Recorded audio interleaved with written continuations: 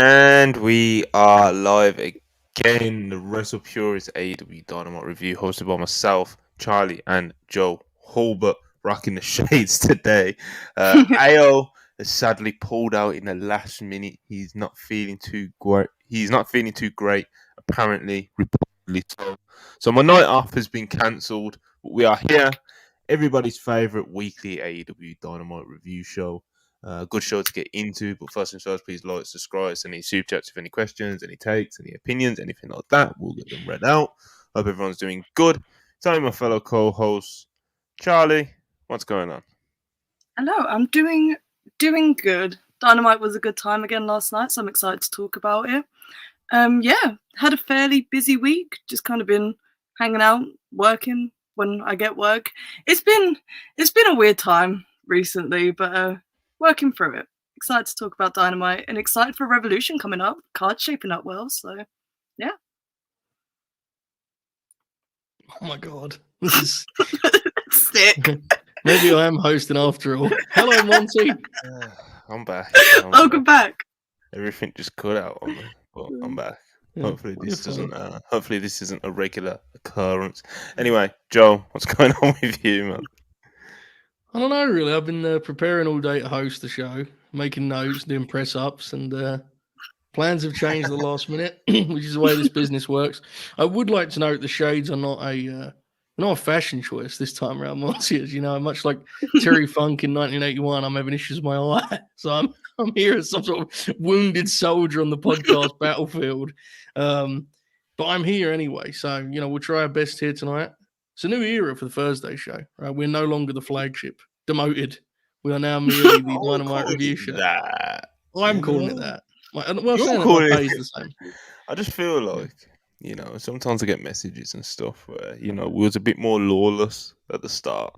I think it's a good move. Yeah, it's a good move. With the WrestlePurists podcast, we'd have 6 people, 10 people on screen. There'd be no subject, and we'd just kind of mess around with the live chat and we'd do whatever. But, whereas Thursdays, now it feels like strictly business, you know what I mean? We come here, we know we're doing the AEW Dynamite review, so let's just call it the AEW Dynamite review. So that's what we've done, people. For those of you that don't know, these Thursday shows are just the AEW Dynamite review, and there's a new show on Sundays at around about 7 p.m. Eastern, and that'll just be kind of hanging out, different cast every week, different lineup every week, Might review Iron Claw this weekend, I don't know. I don't know what we're going to talk about this Sunday, but I don't even know who's going to be on it, but look, there will be some form of show.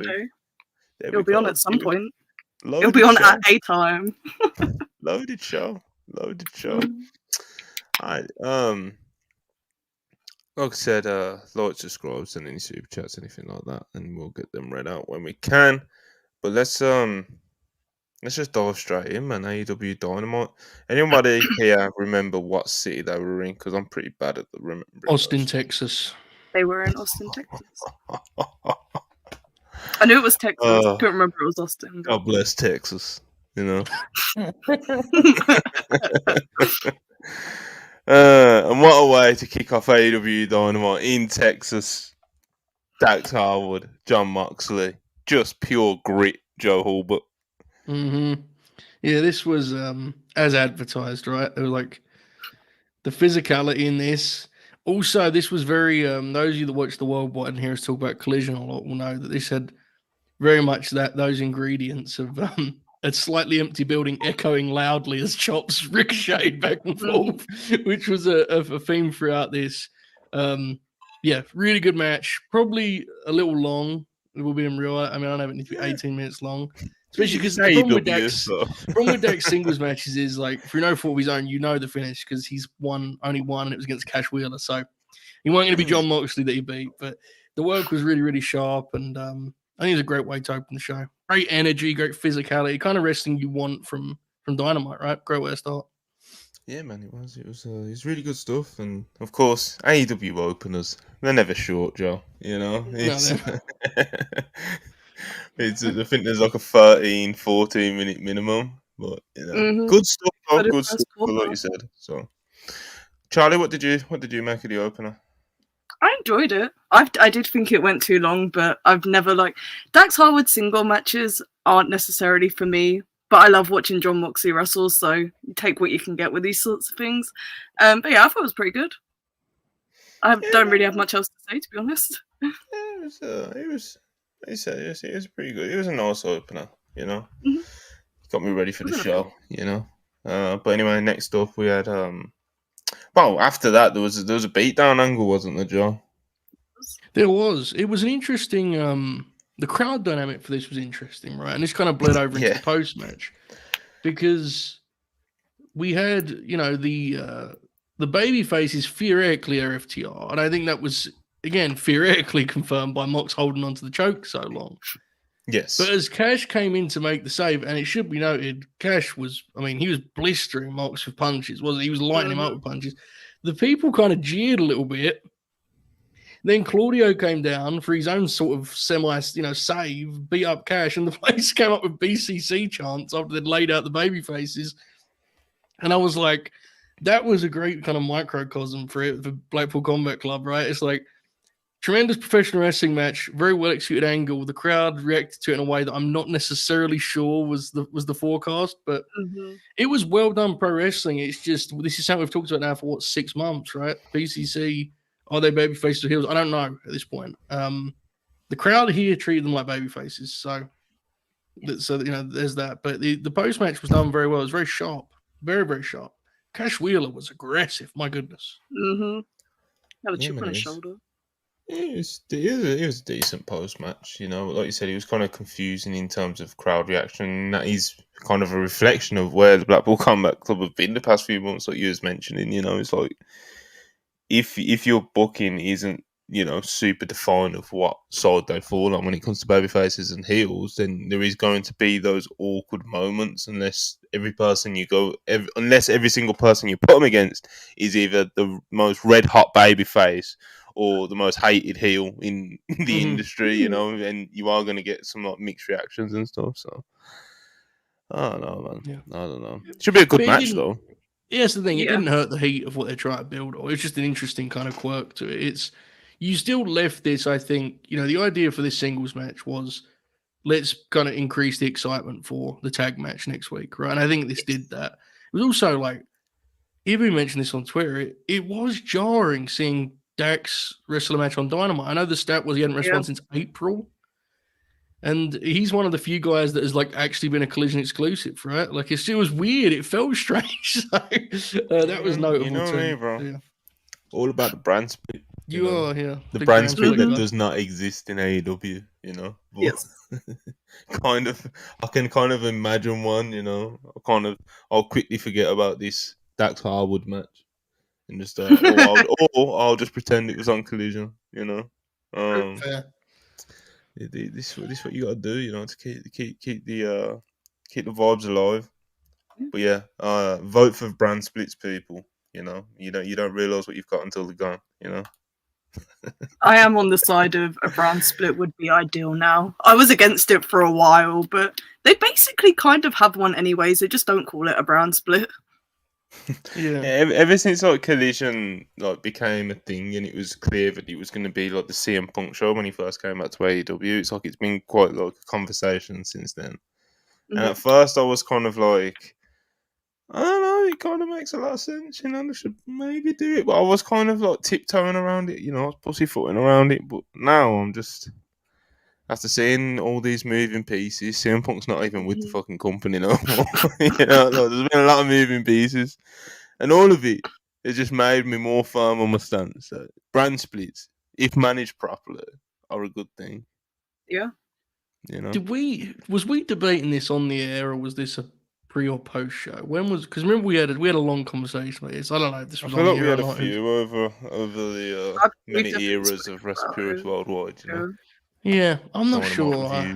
I don't know if I totally co-sign. I agree with you, like conceptually, that if done well, it can add a lot and it can help the talent. But I think with the star power right now, they need kind of all hands on deck. Yes. That's the only thing I would say. But I get your point nonetheless. But they don't have all hands on. That's Well, my yeah, point. Because of the way AEW operates, they don't have all of the big stars there week in, week out. That would be great. That would be awesome if you had all the stars on Dynamite and Collision, and God forbid, someone Rampage as well. But that's AEW just don't work like that, unfortunately. what happens to Rampage in your brand split theory? Is that the one place where the brands cross over? Yeah, Brand The supremacy. door. yeah. That's the forbidden door. That's where you just do like little. I don't know, man. Start the a one night a cruiserweight division. What did they used to call Survivors? The one night a year where the brands collide. The one night a week, the brands collide. AEW Rampage. you just, I don't know. The international show, which they've kind of been Man, using it for you do anyways. some Yeah. like. No, doesn't WWE main event just have like anyone from any brand on it? I know their brand split to just like an even bigger eye roll than anything we've been talking about, but like just humour me here. It has. If it's main roster talent, it will be Raw talent, but there's a lot of NXT talent, so it's kind of you wouldn't know if you just watched the show, But yeah, I mean, it's the Rampage thing is an issue. I agree with your point that like what I'm describing isn't necessarily how it is anyway, but I just don't know if the ideal way to grow the audience is like, splitting further. But you're right that right now it isn't exactly, It never has been, every man. week. No, that's fair enough. Has Yeah. been. And sometimes it's been less obvious than others, and right now it's not even super obvious because the product's good. Do you know what I mean? It's not like a glaring issue that I have when I'm watching AEW Dynamite or Collision at the moment, But that's just my experience, But I think it's something that would help with ticket sales as well. It's something that gets spoke about a lot when talking about like the AEW domestic ticket sales. It's like if one of us knows we're going to America or something later on in the year, say I don't know June or something like that, we want to go see AEW Dynamite. We see that it's in the city that we're visiting, and we're like, I want to book some AEW Dynamite. No one can tell me with confidence who the fuck's going to be on that show. Oh, yeah. If I book Raw for, I think they come to the UK after Mania, I have a good idea who will be on that show. Probably Cody, Seth, Sammy, Drew, Judgment Day, and whether you like them or you hate any of the people that I just named, it's like, it's good to know who you're going to see. Do you know what I mean? It definitely helps. So. Do you think, just before we move on, because I know we have to, because we have a show to review, do you reckon any of the talent would feel some type of way about being on Collision? Because it is, we do have to be, it is much less viewed, right? And it's like, I mean, I love Collision. Obviously, there's a handful of guys who pride themselves on being colliders. And I don't know, would everyone feel that way? Well, here's the thing, thing, not care? I don't know. I think you could pitch it in a way to some of them as a challenge. Be like, well, get it up. Like, figure it out. Get the views up. Like, I don't know. I feel like they could work it out.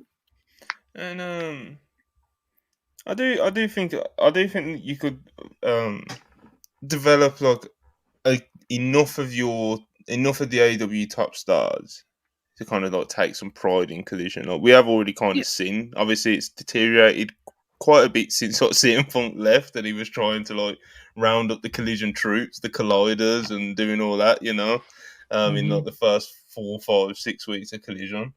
So it's obviously very different now, but I think you could kind of recreate something similar to that with a few of your top stars. And then for the other people, it's more like, well, this is where you're getting your time on TV, so it's not tight, you know what I mean? Because we're not squeezing you onto Dynamite at the moment. So it's like this is a show where you can get your shit off, kind of look how good Collision was for like people like Ricky Starks and Jay White. When they were kind of being able to be treated like, main event players. And,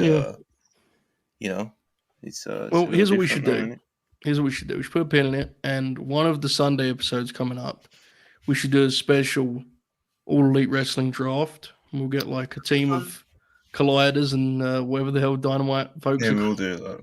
That'll be good. That'll be fun. Yeah, noted. Animaniacs, thank you. John. That's one of the ones that we'll actually do as well, people. So we're gonna do. We'll get the Dynamite crew versus the Colliders. and it'll be like me, Joey, Bill, and Manny with the playbook. You know, Manny will have his notes. You know, and then it'll be like Unpurist, Charlie, Alexia. You know, Anna if she's available, which I can probably guarantee she won't. On Sundays, she hasn't got college on Mondays at the moment, so that could be the first WrestlePurists podcast. You know, it could be. Yeah. We'll see. We'll see who's around. You know. Mhm. Anyway, very. You know, we can take these detours now. We ain't got to squeeze in all the news and everything. You know, as long as it's AEW, we can talk about it as long as we want. And I'm saying, brand split good. Okay. And yeah, shout out Max and Dax. Good match, by the way. Good match. Yeah, good match. Good Speaking match, of good good matches, Don Callis announced one. He says that 2 members of his Don Callis family will be wrestling at Revolution. Yes. Konosuke Takeshita and Will Ospreay of Great Britain. Mhm. Charlie, you're also of Great Britain. How excited are you I as someone am. who's attending the Revolution? Oh How excited my are you for this God. match? First of all, I called this on like several podcasts across different platforms. I've been talking about this for fucking weeks now, I feel like. I'm so excited for this match, to be there for that. It was the right call, and I think announcing it this way was the right way to do it. But yeah. This popped me. Did it pop you, Montgomery? Why is my internet doing this to me, Joe? I don't know, mate. I don't know. I mean, I think it's admirable you're here, to be honest with you. So I'm not going to, Fuck.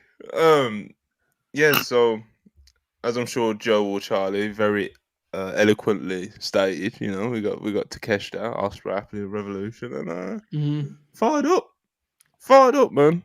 Takeshita, of course, he's a freak, brother. You know, Ospreay's Also a freak. Ospreay's gonna want to make a point, and he does anyway, which is one of the actual like admirable things about him. It's why he's regarded by many as one of the best in the world, because he's not that he just has this insane ability. It's the level of effort he puts into matches where many would say he probably shouldn't. You know, Mark Alaku is going to wrestle him at some point in the near future. I'm sure he's going to go all out like it's a WrestleMania, all in spectacular combo main event in that match. So, you know, and this being his first signed AEW pay-per-view match, I'm sure he's going to want to. I'm sure he's going to want to go crazy. He's gone crazy in every AEW singles match he's had so far, anyway. So, if he does have that kind of mindset going into it, that he wants to make a point of this one, then even if he doesn't, to be honest, Ospreay at like 70% could probably pull off a spectacular match with Takeshita, you know. So this suggests to me that Will was going to be a babyface, which is good because for a moment there I was quite concerned that he was going to just be like actually in the group.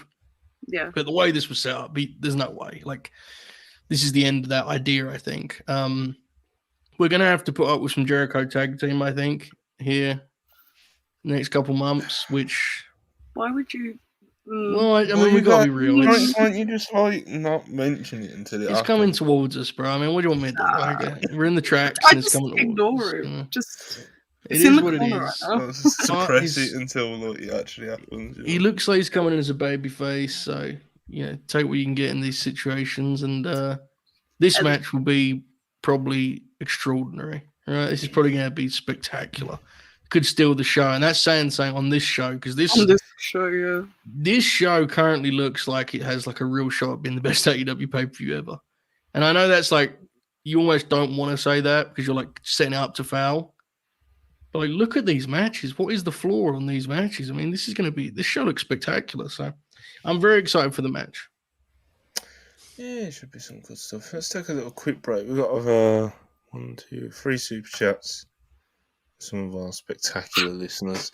Yuzora Hart, $10. Appreciate you as always. Ibu's Wings. Fuck's sake. Oh, hold on. This is promising. Yuzora Hart, $10. Ibu's Wings is the new worst WrestlePurist community meme. As such, I'm filing a complaint.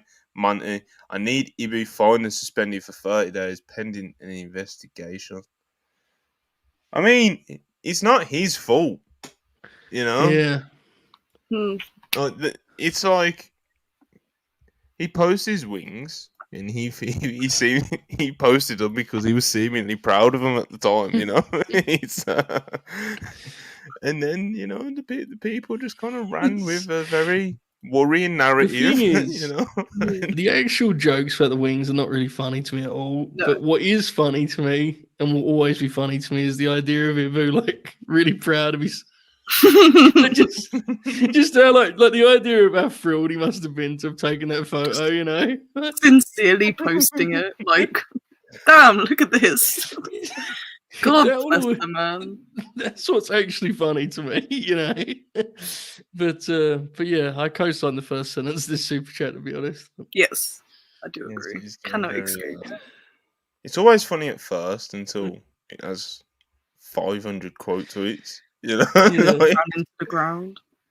so you know, these are the games we play apparently at WrestlePurists. All right, Apparently Darren so. KG 499. Appreciate you as always as well. Joe and Chuck, thanks for putting me over on Twitter today. All hail. God bless. Yeah, we did Went late on night here green then. today. We were collecting some of the great moments and memories of the late night grin thus far, and Darren posted a clip where all I'll say is Manny the Hooper had. There's a certain Manny laugh when you really get Yes. him, when he's really tickled by something that is like It's high pitched. it's maybe the best laugh ever. Like it's so good when you get him to laugh like that. So Darren had a clip today that involved that, and it popped both Chuck and I quite a bit. So yes, times. He's we need to get Manny back on see like, when we have like WrestlePurist Sundays, you know, WrestlePurist podcast on Sundays, we can just get Manny in to just talk about nothing. Yeah. As he's so great at doing, you know. It's his specialty, yeah. It doesn't matter if you watch Dynamite this week. What does matter is if you watch ECW, you know, back in you know, back when Sandman was making his iconic entrances. You know? Well, anyway, shout out Darren. Deserves getting put over. Speaking of putting people over, Jay Shao, one of our founding fathers, founding mothers, Mother Jay Shao, 499. Much love. Can't express how much we all appreciate Jay Shao here at WrestlePurists. She says, "Hi guys, hope you're well. Listening while doing homework. Miss y'all, and we miss you too." She very dearly. Oh, but she's popped me the other day. She tweeted something like, "I've rebranded my Twitter page as a what is it? It's like a pop culture and a Pop music culture. page." And she sat front row at the Boston Celtics. Yes. I saw it and I just kind of popped my fist. She's all grown up now, you know. And she's you know too old and mature for this wrestling crap, you know. Thank God, man. Thank God she saved bless. herself. But, Get out where you can. LNG Hall of Famer, Jay Shell, right? Officially. So I'm sure when we build the WrestlePurists Hall, the museum in Texas. Yeah, it's in the museum. There's It's gonna be sportatorium. it's gonna be. I'm gonna have a section in the museum that's just like the Hawaiian shirts hung up. The hats. yeah, the hats. One day, people. Atlantis Junior 199 from our very own Ibu Niang. Yeah, he's pretty good, isn't he? Pretty good. Good wrestling. Good stuff, you know. Making his point. Darren Walker, £2, appreciate it. Ospreay and Jericho, WrestlePurists tag team video. That is very spiteful. Absolutely not. Chance the producer, 199, appreciate you. Monty, any update on WrestlePurists merch? I need a hoodie. Funny you should ask that because I was kind of like thinking about kind of like ideas. Because like last time we did merch, as you guys will know, it was just kind of like logos and stuff like that, and like hoodies and that. And a few people like the hoodies and stuff, and I really like the hoodies as well. But I kind of want to do something that's actually like a bit more. What's the word I'm looking for? Artsy, actual actual designs and stuff. You know. Yeah. So I'm sure I could do some plain logo stuff and get those back up on the site. To be fair, there's not really any excuse for that, to be brutally honest. But I do want to do something a bit more expansive, and get a few artists and illustrators in to help us with designs and stuff like that, and kind of um, have kind of like a defined branding of what sort of merch we do. 'Cause I want to do like, I see, so there's so much shit wrestling merch out there. There's like Mhm. 2 or 3 brands that do like really cool ones. Like I don't know, like Roots of Fight or something like that. Like they have like definitive branding.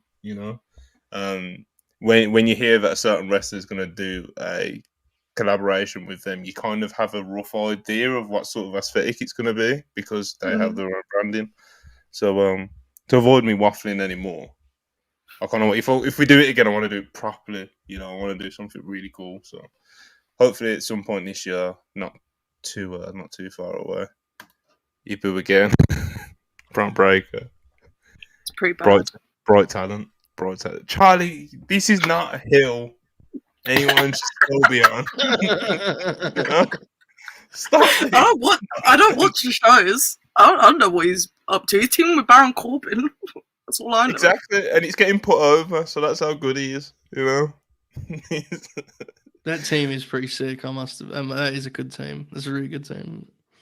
You gotta let Charlie have. You gotta have a swing sometimes on these things. Opening segment, Charlie was like, "I'm gonna let Joe and Monty enjoy this Dax Harwood talk." She even sat politely while we talked about a brand split for 10 minutes. So you got to then let Charlie lash out about Braun Breaker. I immediately got called out for being a David Finlay fan, so all is right in the world. As Charlie is a tag team wrestling advocate, ambassador, if you will. Ambassador. Braun Breaker and Baron Corbin winning the NXT Tag Team Championships this past Tuesday was quite the match that I think Charlie would actually enjoy if she sat down and watched it and would reluctantly message me and say that was quite real or something along those lines. Yeah, it would be something like that. Charlie is a very fair, when it comes to the star ratings, I see everyone's star ratings, I see all the good, the bad, and the ugly.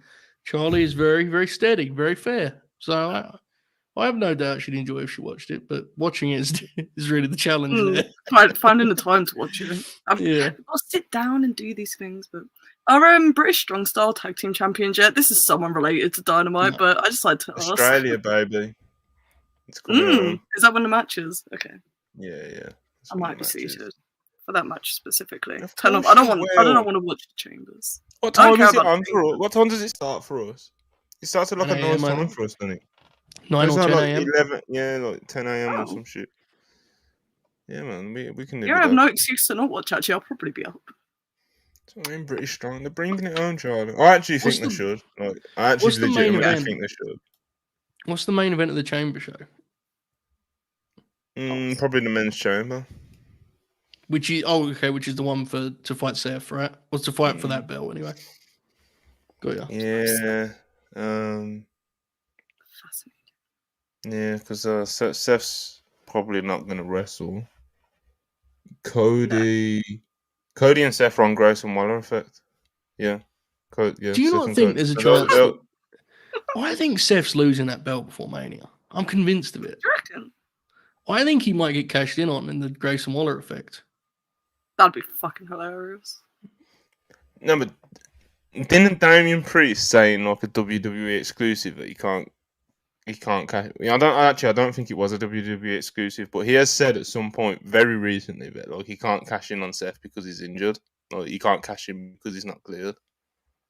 But even when he's cleared, he could cash in. What if he says to Grayson Waller, "I'm cleared," and then immediately Damian Priest kicks the shit out of him? Just appears out of nowhere. Even if it's not Chamber, I do think there's a real chance they get the belt off of him, because if he's working the tag match on night 1, we presume, then I think, But then again, this is a Dynamite review, so I don't really know why I'm going down this Seth Rollins fantasy booking. And it's also like you forget that Seth Rollins is like absolutely determined to, get that Mania do this Mania. I think he's going to main event Mania. He's just going to do it in a tag match with Dwayne The Rock Johnson. I don't. That's. Oh man, don't know. Anyway, Wow. AEW Dynamite. Where was we? Where did we get to? So, oh yeah, Wardlow squash match. Fair. It happened. They've got to cut this Wardlow thing as a loss, man. It's just, I'm so over it. He's not doing anything new. It always goes back to the same That's shit. the thing, and it's like I don't every even single remember push he the rest gets. Gristle Barrett Brown, I believe. Yeah, God that bless. helps. Like, Yeah, I don't know. they just I kept just don't cutting to get Cole the- on commentary, and it was just, it's really unfortunate. I just don't get like the logic behind like There's none. what's this like the third or fourth Wardlow push now, and they just do the same thing every time. Like, They don't change anything. It's interesting because they did. It felt cultural. like they were playing around with the right way to do it, right? Because he wrestled Trent, and they had that weird match that was like kind of competitive, but not really. Then him and Commander had like a sort of move sprint, and this one was back to like total square one, just him killing the guys. I don't know. I also don't know where it's going. I don't understand what the like. Are they going to do a world title thing with Wardlow? Surely not. There's got enough going on. Surely not. But he's like, where is he on the rankings at this point? Like, surely he should be on the fucking rankings. Like, he keeps winning. But if he keeps winning, like, it's got to come into play at some point. Like, oh, I'm over Do you it. think Wardlow could go like TNA and have like a Macklin run, where he just becomes a beast, you know? Like, 'cause I he's wouldn't got care the what he space to does in do TNA. I so. don't watch. The Macklin run. That's a crazy sentence. No, it's Oh. like not in sense of the heights that he went to or anything, because Macklin ain't exactly been like world. Oh yeah, he has. Yes. I was about to say he hasn't been world champ, but he has. You know, I mean, in the sense that like kind of. Because that's where he like found himself. Like he's kind of like one of the good examples of what TNA can be good for some of these like released talents that actually really want to make a go of it, like in the business. You know, Macklin, he went TNA and he definitely wasn't when he got released by WWE. He's very different to the guy that we see today. You know, Sure. it's like two different people legitimately. So, you know, I don't think it's not that Wardlow is without talent. I'm not like a huge fan of him as a talent or anything, but he obviously has. I get why a promoter would be interested by the tools that he has. The raw ingredients obviously are exciting, but I think the biggest issue with this push is it feels so familiar, right? It's like smaller heel who is talking for him while Wardlow kills people, while they're inevitably on this like collision course where they've already teased that Wardlow is not really into the idea of being on the same team as Cole. So it's like he did this. The whole thing with Max was incredible. Why would you redo it with Adam Cole? It's just it needs to be, if you're going to redo a Wardlow push, it has to be something fresh and different. It can't just be a repeat. So I just want him to be a hot tag guy. Yeah, that would also be a good idea. Anything that's a new idea would be good. Yeah, this is what I was getting at. That's why it's just so funny to me. Is how they just keep falling back to the same old shit when they try pushing. But, at least he's not TNT champion again. We've escaped that at least. It did kind of pop me love how like Cole went to the commentary desk, didn't say anything. Then when the match finished, he was like, "Well, thanks guys," you know, and just kind of got up and got out of there. So God bless. They're really floundering with this fucking Undisputed Kingdom stuff. It's tough. It's tough. You know? That's why they should have just made Roddy international champion. International? Yeah, that belt. They should have just given him the belt when they first teased the match. Yeah. But anyway, speaking of bouts, we had a number one contenders match for the TNT title, Christian Cage's TNT title, between Adam Copeland and Daniel Garcia. And I just really like this. You know, there's just some nice grappling on a Wednesday night, Joe. But it was, mate. This was as like a piece of business. So I thought this was the most effective thing on the show. In the post match angle was tremendous, and we'll get to that. But the match itself, There was so many great touches to this match, and I knew it was a really good one when the DQ finish it actually pissed me off. It got like actual heat on the heels for me. They messed this match up, which very seldom happens these days. And it was a good sign to me that it was a DQ finish that was like placed in a way that actually surprised me. So the match itself, immediately Copeland takes this like kind of old man approach, right? He's like roughing Garcia up in the corner. He's being physical and like gritty with him. And then he drags him to the mat for a submission, and Garcia finds a counter right away. And he like immediately established this idea that Copeland can kind of rough Garcia up and be a bully in there, but on the mat, Garcia can hang with anyone. And then they had these like cool moments where Garcia used speed and overwhelmed Copeland, and Copeland did this great job of selling, like kind of almost being like dazed, right? Like going from one move to the next.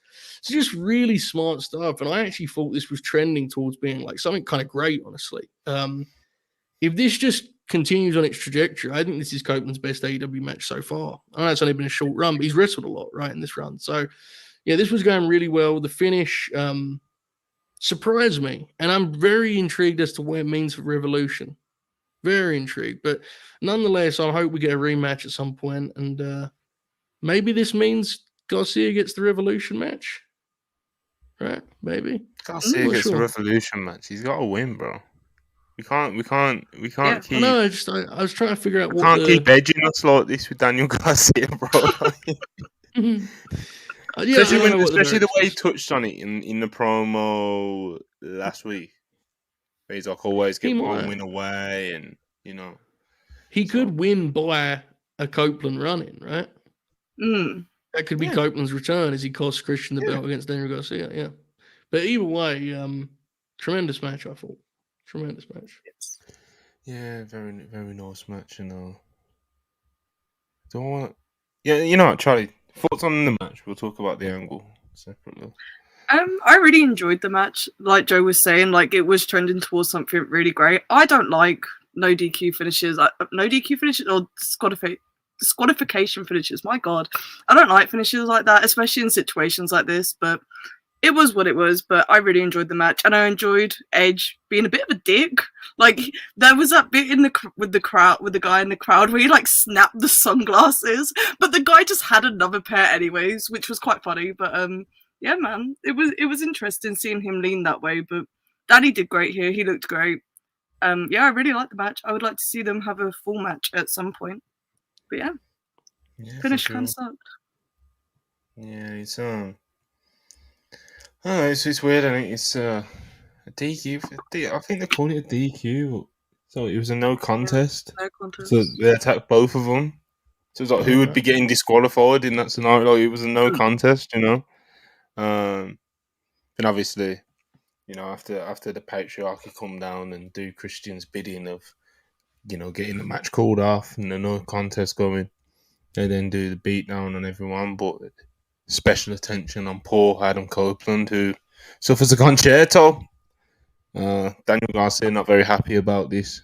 He has a moment where he's kind of looking off at Christian when Christian's got the TNT title, and it did seem like Revolution-wise, Edge has just been Copeland, my bad, has just been concertoed. Yeah. Revolution's in what? Just over 2 weeks. Yeah.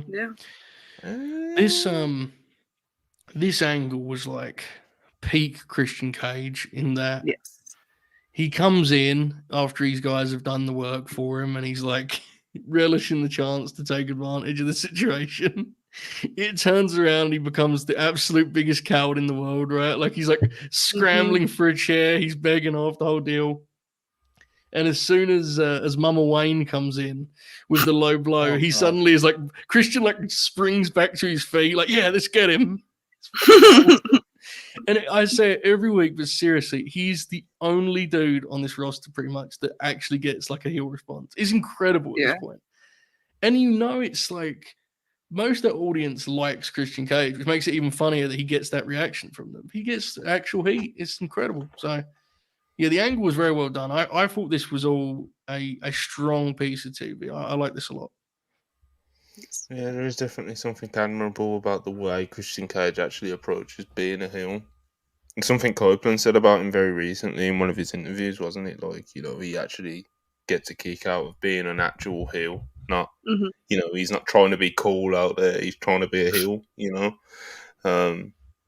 a lost art, Joe Hulbert and Charlotte. It's a lost art, Um, he always made me laugh, and as talented as he is, and as like I've said before, he's a generational talent, and I know a lot of people have been kind of a bit weird about him up until his injury and ever since he'd left, really. But with MJF, it's like he never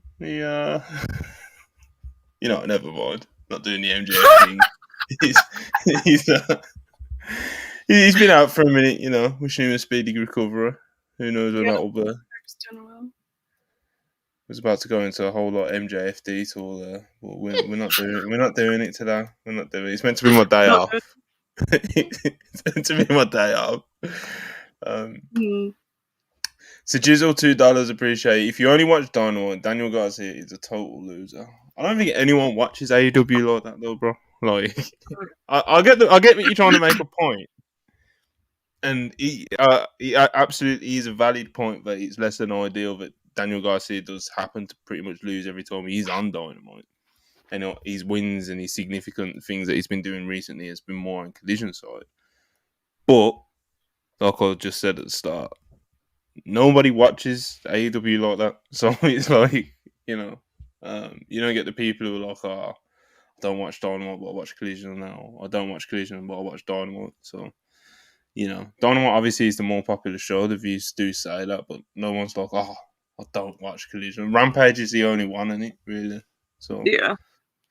But yeah, Daniel Garcia, we're stacking up wins this year. This year needs to be like a big year for him, because otherwise AEW really are to kind of.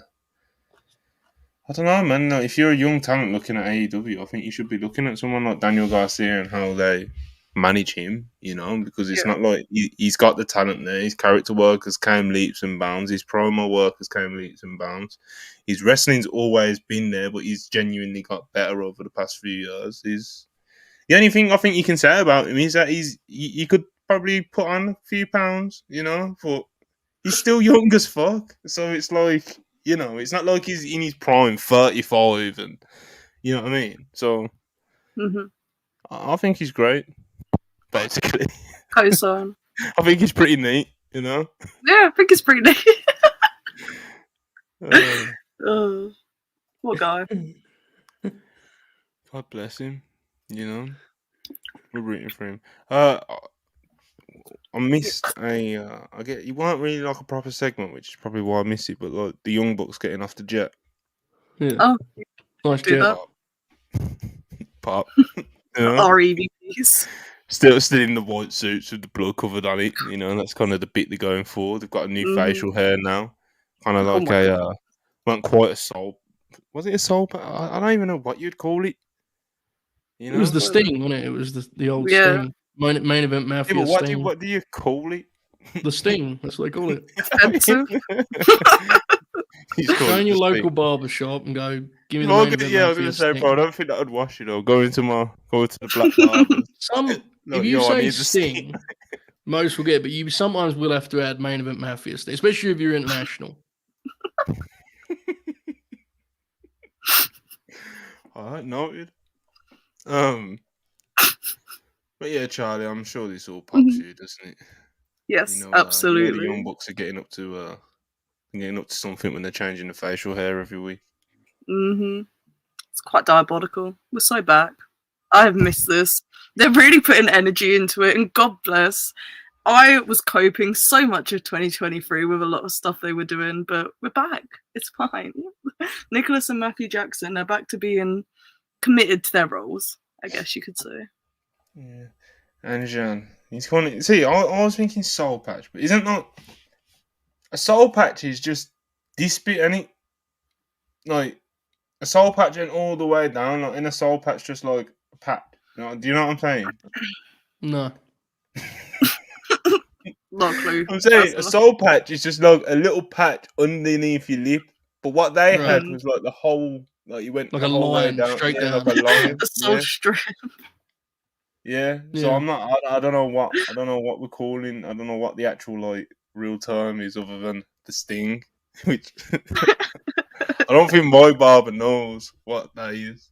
So Ask him. I'm trying to rock this next week on the podcast, bro. So Bad idea. Oh, dear. so yeah, Young Bucks are the character work is popping me. I can't lie. Can't lie. Yes.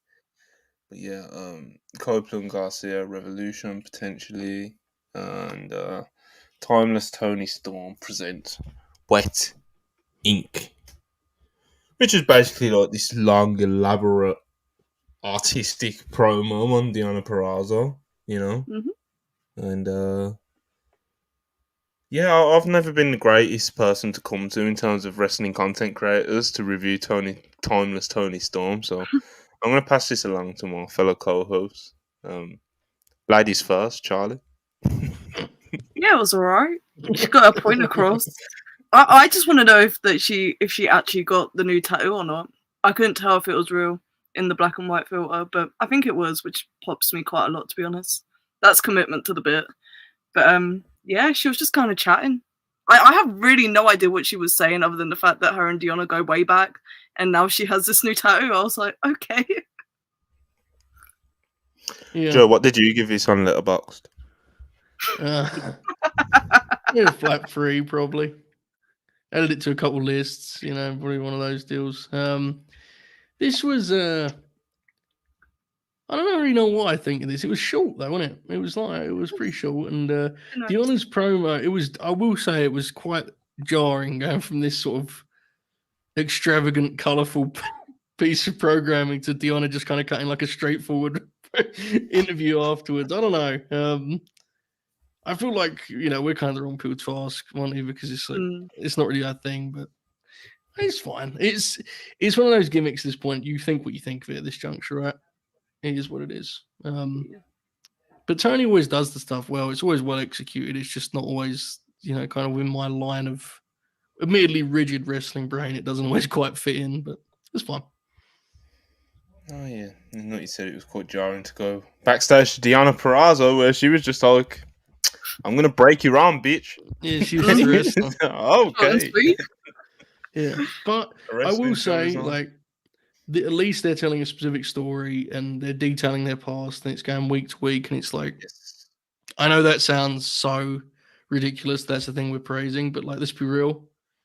This woman's title build has been better than most women's title builds, right? Yeah. We're being honest. Like, at least this one's had like an actual direction the whole time. So they've cut promos, they've had ring time. Like, they're not just doing endless run-ins. This is major improvements from where we have been. So yeah, I'm pretty optimistic about this match. I mean, I'm a big fan of Deonna, and I think we all know what Tony's capable of.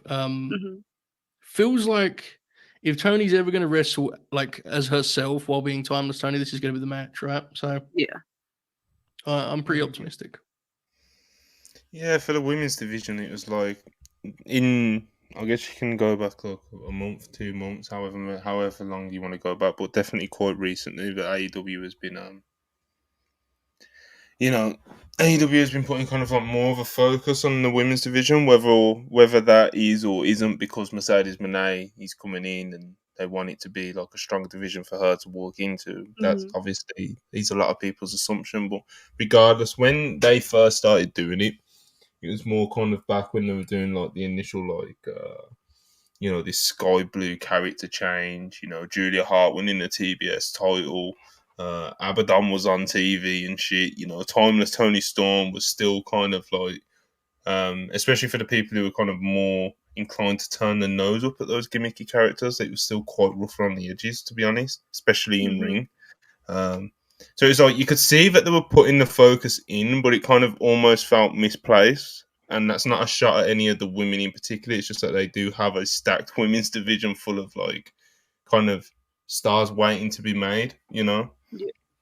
Whereas like now it kind of feels a little bit more refined, but the focus is still there, which is a really promising sign because that was always kind of my big criticism. So yeah, you can break it down into the matches don't have enough time, or why doesn't this person get a live promo? What does they only get this amount of segments? Or you can get your stopwatch out, and you can break it down however you want. But my big thing with the women's division that I always criticised was the focus. Focus on it. Like, feel like I want, like you just said with the Tony Storm, Deonna Purrazzo one. Like, at least there's been like an ongoing thread, and they're actually trying to tell a story. It feels like there is actually a bit of effort and focus going into it. So it's promising signs. The division isn't perfect yet, but it's definitely improving. It's definitely improving. It definitely has improved, and trajectory is good at the moment. So I'm not disgraced by any of this. I think Tony and Deonna probably will have a pretty good match. It's going to be Deanna's first pay-per-view match, man. And I think that should be kind of a point that they try to make, really. Whereas, like, this is this new woman that we signed, this free agent that we signed, that is, someone who was kind of like, like a hot free agent, not exactly Mercedes or someone like that, but still like a hot free agent. But if they do a good job with Deonna, you will be able to really kind of like see AEW's like not development program, but kind of it's definitely a good like 2 months ago when we were talking about Deonna and where she'd go. It's like you could very easily or fairly just be like, what would AEW do with Deonna? If you do well with Deonna, then you change that perception, right? It's like it's absolutely important. I agree completely, and I think thus far that's why we've been high on this, right? It's because it's like Deonna has come in and she's been on the TV show in some form or fashion every week, I think, since she came in. Pretty much one of the TV shows. It's like that's a big improvement, and maybe that says more about the way it was than the way it is, but it still is an improvement. So, but it does have to be said, and I don't want to almost overstate this because it's coming now, so there's no point worrying about it. But you have to make it work. Like the Mercedes part of this is still the big part, because if you mess up that part, all of these minor steps mean nothing, Yeah. Because it'll be damning. And I don't think they will. I actually am pretty confident because I think she's such a big star that it'll be fine. But that's the big thing to circle when it comes to women right now. And the promotion in general, to be honest. But we'll cross that bridge when we get to it, I guess. Absolutely, but yeah, I'm excited for this match on the pay-per-view. The only thing I'm worried about going into Revolution with this match is its placement on the card, because it's such a stacked show. I'd open Revolution with this match, to be honest. I feel like that's kind of the safest place to put it. I would definitely put it early, yeah. First or second match, man. Putting this card together in terms of placement is going to be tough. Yeah. Really tough. Do you think Sting's, are you certain Sting's main eventing? I'm pretty certain on it, to be honest. It feels like that's what they've got to do. Like, I don't feel like they would have done a triple threat for the world title if it was main event in this show. Yeah. Yeah, I'm pretty sure too. I'm just intrigued by. You got to figure out a place for Dragon and Eddie too. It's like it's always nearly impossible for us to do anyway, because we don't know what the results are going to be. You know. Well, no, I think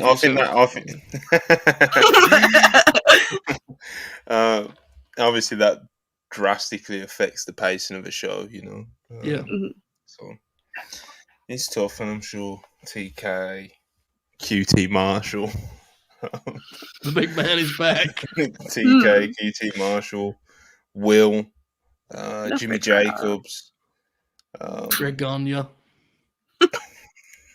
When did he get signed? A couple weeks ago. Scooping. Oh, dear.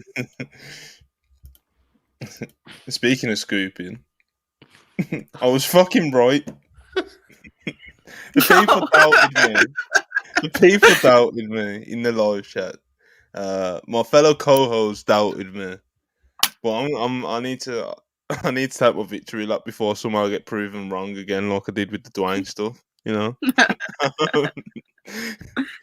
Well, a few weeks ago, someone sent a chat in, and it wasn't even a super chat. And I confidently brought it up on the screen, and because it said something like, "Where's Julia Hart?" and I confidently was like, "She's injured." And my co-host or someone in the live chat was like, "What?" And I was like, it made me second guess myself.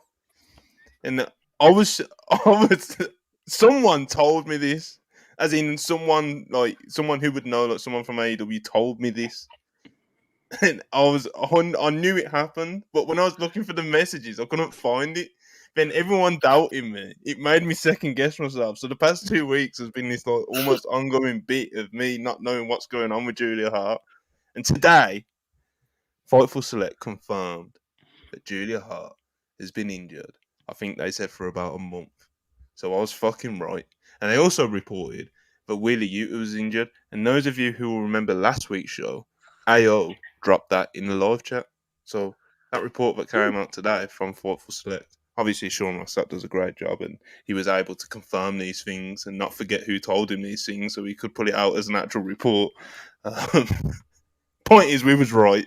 You know, I was right. Don't doubt me. Just sweeping victory lap about injuries. Get well soon. All those people Recovery goes well. going through recovery. You know what I mean? But my bless. point is I'm not happy about the people being injured. I'm happy about proving the people wrong that doubted me. You know. Yes. And Take your victory laps, man. Go take them where you the go. important thing to take away from this. All right. Anyway, that's what I reckon. I'm putting in quite a shift there for my night off. You know. You are. You might as well do a solo show, bro. You're fucking cooking. Just nodding along like, yes, it was right. It's okay. You gotta pop yourself, ain't you? You know. Yeah, absolutely. Yeah, mate. Saw the Iron Claw yesterday. You know, the scores have been grey. You know. Anyway. Anyway. The Young Bucks defeat Top Flight. Nicholas and Matthew Jackson got the job done. Well, some would call it that. You know, their techniques and strategies were very questionable. And I thought this was quite an interesting match, to be honest, because, of course, when you see Young Bucks versus Top Flight as a graphic, you're like, wow, excitement, certain level of pacing it's going to be. But, of course, with the Young Bucks doing this new character and things, they're still kind of figuring out quite how they want to pull off this certain type of character. And although it was still a decent match, it wasn't quite the level you'd expect it to be. But when you was watching it play out, it wasn't like disappointing. It was more kind of like interesting to see Bucks try and figure this out as they're trying to like get this new character over, because there is going to be a balance to find. So I'm not worried about them though, because it's the Young Bucks and they've done this many times before in terms of like weaving their characters into their wrestling matches and doing it effectively. So yeah, man, not bad stuff at all. Charlie, what did you make of this Top Flight outing? This was such a surreal match to watch because it didn't feel like I was watching a Young Bucks match, which I feel like was kind of the point that they were trying to get across. I thought Top Flight looked great. Like Darius and Dante, they just kind of blow my mind every time they wrestle at the moment, because they always do something new, like that I haven't seen them do yet, or unless I just have really bad memory and their moveset's always the same. But no, I thought the Top Flight looked great, really great here. The Bucks they're doing something with this new character work and their in-ring stuff. It's very interesting. I'm interested to see how it, like, because obviously they made the match official now. Like, in a tornado tag, I don't know how this is going to work. So it'll be interesting to see them try and find the balance of that. But glad to see them wrestling again. 2 matches in the space of a week. It's kind of crazy. We're back. There's nothing more I can say. The EVP trigger. You know, the EVP trigger. They got that over real quick, getting the change done for that. Straight from BT. It's like BT never existed. Rip. Joe, what did you make of? Well, what are you making of the Young Bucks kind of, you know, weaving this character work into the matches, and even down to Nicholas wearing the hat at the start of the match? You know what I mean? Like, they don't even bat the jackets off, bro. They're just straight EVPs and suits. It's what are you making of it? Yeah, I was kind of. I mean, it's one of those things where you got to give it time, right? It's like the first real match of this like new character and persona, and I was kind of torn between like, I actually really appreciated they tried to wrestle differently and they tried to mark this as a new part of their career, and I think that's like very refreshing and cool. But there was a part of me that was thinking, this gimmick is so heavy on shtick anyway. They could just wrestle like the Young Bucks and they'd be fine. So it's not one of those things where it's like, damn if you do, damn if you don't. I don't mean that as a criticism. I'll kind of see how they adapt and from here, because obviously it goes without saying they can have a better match for Top Flight than this. We've seen that. Mhm. That wasn't the point here, right? As we've all said, the point was about the new character. We'll see if they can find a kind of middle ground. And if they do, it was never going to happen in match one anyway. It's one of those things, like it will come. But I think if indeed it's something they struggle with, which I wouldn't say they did here, but if they do, I think we can all agree they could, always just fall back on the Young Bucks playbook of yesteryear and be totally fine. Yes. Because honestly, the gimmick is so over the top. They don't really have to worry that much about playing up in belt to belt because they're so, over the top and extravagant and flamboyant inside the ring anyway. I think they'd be fine. But I appreciated the effort and I thought it was a decent match. Yeah, man. And I said EVP Tricky gives the Young Bucks, Matthew and Nicholas, the win. After the match, Matthew Jackson claims that with that victory, they are now the number one contenders for the AEW Tag Team titles. And yep, later on in the show, we see the graphic is made official. That is the Revolution match, as Charlie mentioned. They're doing a tornado tag as well. So we'll see how all that plays out on the night. Very much looking forward to it. But anyway, as they continue, Tony Schiavone called the attack on Sting last week despicable, and it was despicable. How could they do such a thing? But the Bucks did not take that very kindly, and they fined Tony Schiavone $1,000, and I think it was Nicholas pushed Schiavone. Schiavone has this thing where if anyone just nudges him slightly, he falls backwards and stumbles into the ropes, and you just kind of feel really bad for him, and, crowd will boo, and it looks like they were going to give him an EVP trigger, and it's like, how fucking dare they do and even think of such a thing? And Darby Allin comes down and he makes the save, and he very much popped me how he made the save because he genuinely sprinted down with a sense of urgency, But yeah, from that point it gets quite interesting, doesn't it? It's quite interesting. Yeah, one way to it's quite interesting. Darby Allin, he gets on the mic and he's kind of complaining about the Young Bucks, and and he goes into this bit about, well, it's not a bit, well, it was for me, but he goes into this thing about how, when AEW first started, Darby had to sit back for a year and watch the Young Bucks hire all their shitty friends from California. And thank God there was one EVP with actually a sense of brains, and he's not talking about Kenny Omega. Then the crowd starts cheering for Cody Rhodes, and it's like, what is happening right now? First time they've cheered for Cody in about 6 years. And then obviously Darby kind of goes into this thing about how the Young Bucks' old mission statement was to change the world, and he mentioned how in the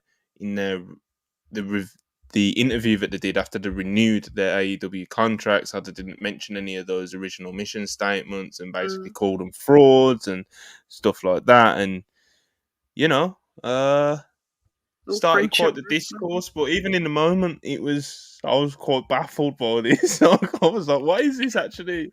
What productive are we getting out of this? I know that you want to kind of get over that the talent aren't happy with the Young Bucks because in kayfabe, obviously they shouldn't be because they're, power abusive heels and stuff.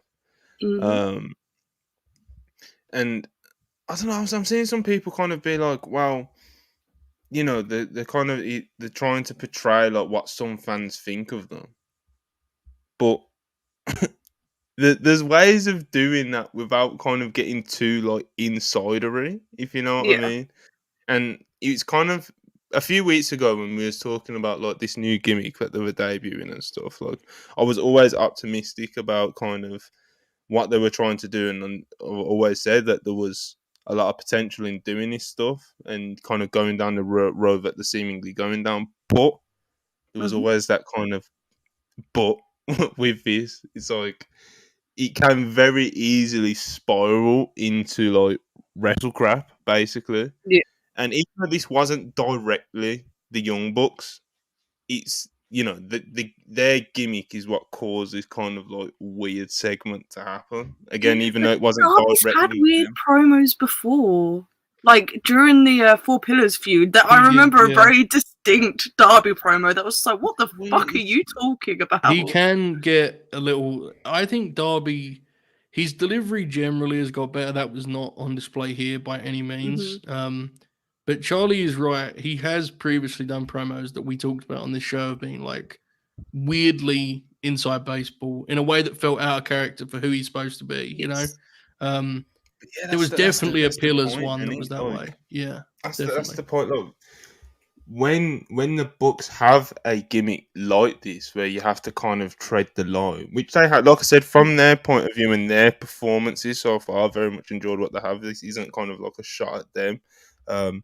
It's more so kind of a confirmation of a previous worry that I had a few weeks ago, you know, where it's like when you kind of toe in the line with a gimmick like this, if you do feud or go into something with a guy like a Darby who may have said a weird thing in a promo that didn't come off properly and came across a bit awkwardly before, you have to really watch them sort of guys when you go into a program with them. Otherwise, you could end up with a promo last night, which can be. Some people loved it. Do you know what I mean?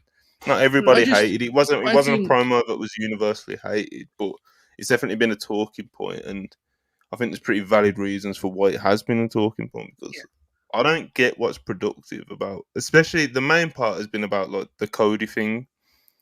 You know, I don't think it's a very good idea for, especially when he's the baby face of it.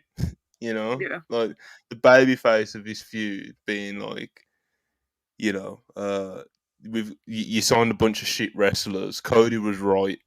You know, it's not doing cornetisms.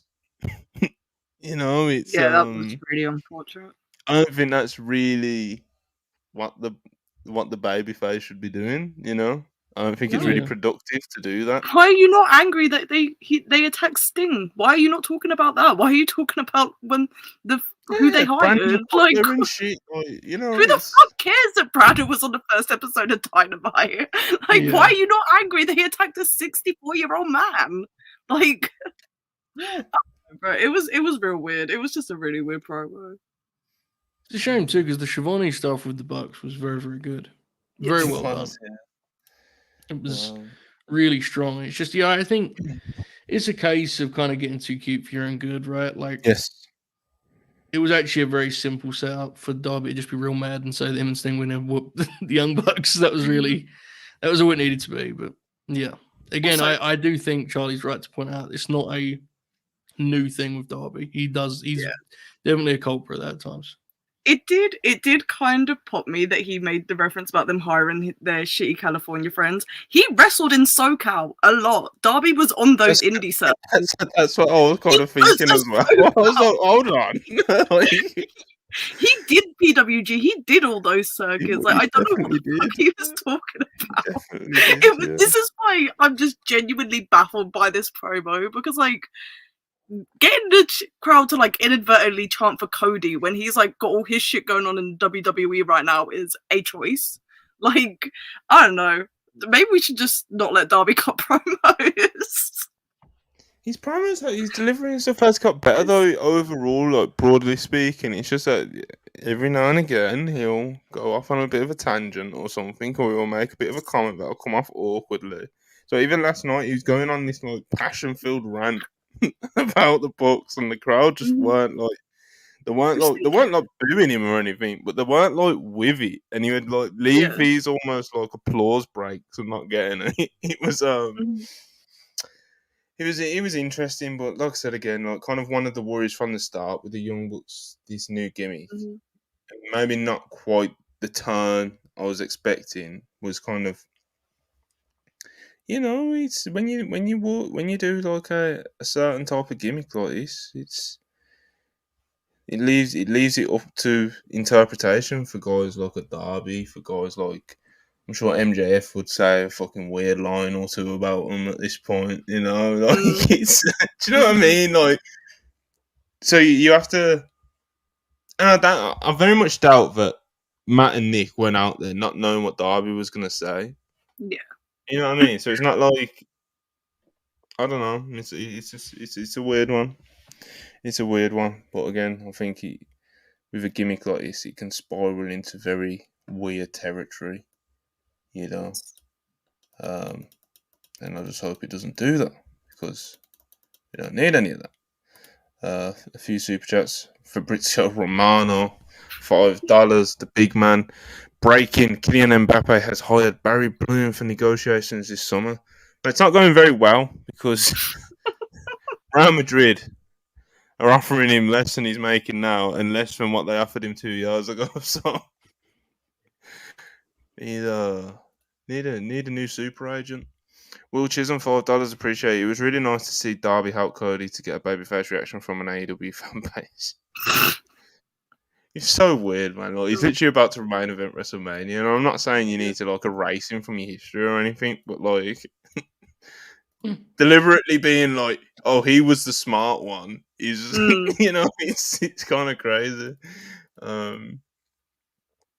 Plethora 1C 199 appreciate. Yeah, did Jay White retire? He never wrestles. Late night grim for life. Wow, he's on Rampage, brother. He's gonna be in a 12-man tag. I'll have you. It just feels like a personal attack. It's whatever. I don't watch Rampage anyways. Putchy 547 499 appreciate you. Long time listener here. Appreciate you again. Had the Young Bucks hit Tony Schiavone with that EVP trigger, people may have started jumping the barricade. Also, Takeshita equals 06 LeBron. Yeah, man, that would have been great. It would have been great heat, to be honest. Yeah, it would have been. Some may have called it cheap because, it's easy way. Any heel could do something to Tony Schiavone and get like a big heel reaction. But, the way this played out, I think, maybe should have gone for it. Yeah. I think they should have. Could you imagine Tony Schiavone's sell of an He just crumpled. His sell of everything is funny, so yeah, that would have been incredible. Oh, it would have been such a good bit. They should have done it. Damn. You could do it like Kevin Kelly instead, if that's okay. Oh, yes, absolutely. I'm very behind that. I think this is a good point. Short-term Spurs, $5. Appreciate it as always. I felt like they could have accomplished the same thing, just referencing the re-signing comments. Also, Darby Allin was pushed from day one, so it made no sense. Yes. I mean, yeah. I agree. Yeah. I feel like it's important not to write off the thing that maybe Darby just completely lost his way because he was about one line into his promo and he was visibly hitting walls with his sentences. It felt like he absolutely. I'd have to watch it back. Yeah, I'd have to watch it. Yeah, he's very early on in it. You can see he stumbles on his words and he has to kind of. So I think there's a chance that what Chi-Town says here may have been his outline. Mm-hmm. And then he just went because we know the beauty of AEW is that guys can go out there and just talk, and that's also sometimes can be an issue, right? I mean, it just is. It's like a blessing and a curse. When guys cut great promos, it fucking rules, and when guys stumble and stagger a little bit, you kind of question the content. It's like, to be clear, I'd always have it that way over the alternative. It's just you will have that sometimes. So, yeah, I don't know. Huncho 499, appreciate it. The reason I can't enjoy this book's character is it just makes me annoyed they waited till after Punk left to do what fans wanted them to do. Then, go fuck yourself. It's 2024. He's not been in the company for several months. Why are we still doing this? No, because that's the point, ain't it? That's the point that our friend Huncho here is making. Is that that it's. I guess there is a part of a lot of fans out there where it's like, oh, imagine if they were doing this when Punk was around. You know what I mean? It would have been a lot more. I don't know. But signing off with go fuck yourself. Bro, I just don't understand going over the what ifs so much with this particular situation. Punk, I know he's injured right now, but he's doing his thing in WWE. They're doing their thing. Why are we still doing this? Yeah, absolutely. All kind of punk elite discourse is very, it's very much been visited 1,000 times at this point, but you know, when talking about the character, obviously it's a Yeah. character that has kind of been birthed out of elements of the punk situation, So obviously that is kind of going to be one of the things where we're just going to get some fans that were like, "Oh, I wish, what if it would have been cool if, Mm. why now?" And so it's just Graps, Huncho. It's just Graps, brother. Just Jacob Donnelly, $5. Appreciate it. With how ice cold the Undisputed Kingdom have been, can't help but feel Adam Cole has been given nothing but underwhelming creative his entire AEW run. Well, this one's a tough position, isn't it? Because his fucking ankle Mm. exploded. So, Yeah. He had a then world title obviously, with Hangman. yeah, it's not, the Bro Chacho stuff was never meant to be as extended as it was, and obviously that was, Yeah. even though it was like critiqued by I think even myself at a lot of points throughout it was very successful. It was very popular. They were selling merch and everything, and at the end of the day, it was the top feud in the company. So um, up until said injury, his creative was, for that, that phase of his AEW run, like he was booked strongly and he was one Yeah. of the main characters of the show. It's just that ever since his ankle exploded, MJF is injured as well now, and it's tough, isn't it? I think someone sent us a super chat like last week. I all agreed with it, like strongly agreed with it. So I don't think Adam Cole should be on TV at the moment because Yeah. Right. it's just undercutting him. Yes. It's just anytime I see him for the next few months, he's just going to be in his fucking wheelchair or on crutches, and it's like it's not. It's You a bit don't. pathetic. That does not feel like the top heel in the promotion to me. Yeah. So, And he's doing it alongside like the Wardlow squash matches, and it's just Mm-hmm. not. It's not working right now. Yeah, I agree.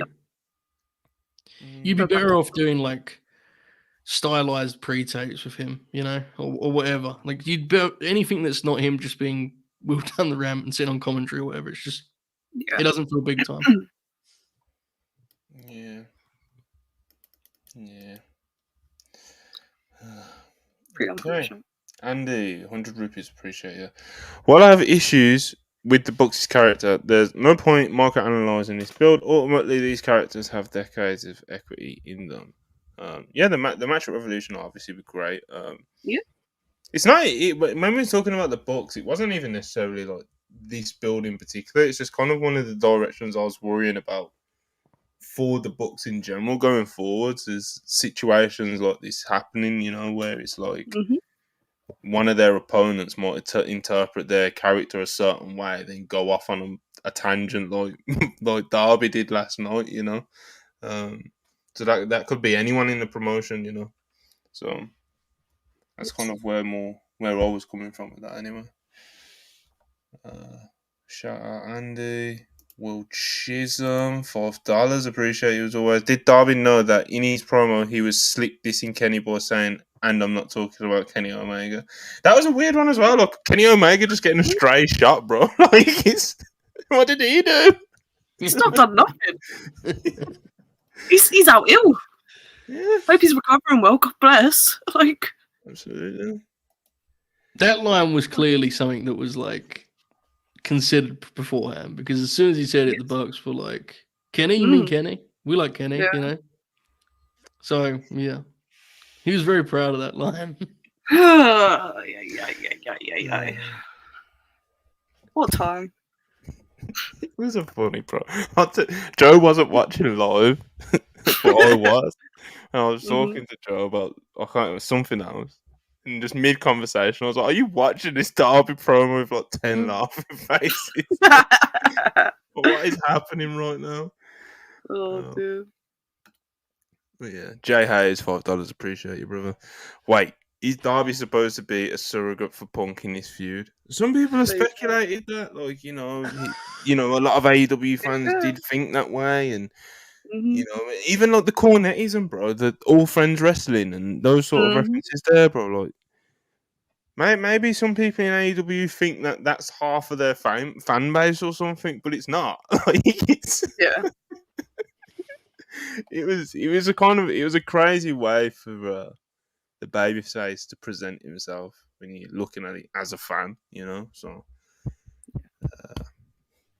we'll see. But like I think Andy said, at the end of the day, Revolution comes around. Tornado tag match can have loads of heat. I'm sure it's going to produce a great moment by the end of it. So, Ibu 199. Adam Cole is so bad. It's a little bit spiky. Fucking hell, he didn't even do anything yesterday. He just sat at the commentary desk, bro. He literally didn't do anything yesterday. He made his entrance, sat at the commentary desk, said thanks for having me, and left. That's all he did. Cole's. I'm not the biggest Cole fan either, to be honest. I think we've been around this a million times over the couple of years of WrestlePurists' existence. But I don't think he's not terrible or anything. He's a very, very popular guy, So Indeed. Yeah. All right. Where are we on AEW Dynamite? The books have just been absolute. They've been burned by Darby Allin. I think did we miss the world title segment? Did we miss it? That was before. When did that even happen on the show? Before the Bucks, right? Right? Before the Bucks? Something like that. Maybe. I think it was before the Bucks. It might have been after Wetting. Yeah. It was the cross of the hour, right? Yes. It is 9 p.m. Yeah. Yeah. Yeah, it was before. So we'll circle back. Yeah, there we go. Okay, so we'll circle back right now. Yeah. So Joe led, right? He did the initial promo. Swerve and him had a little back and forth.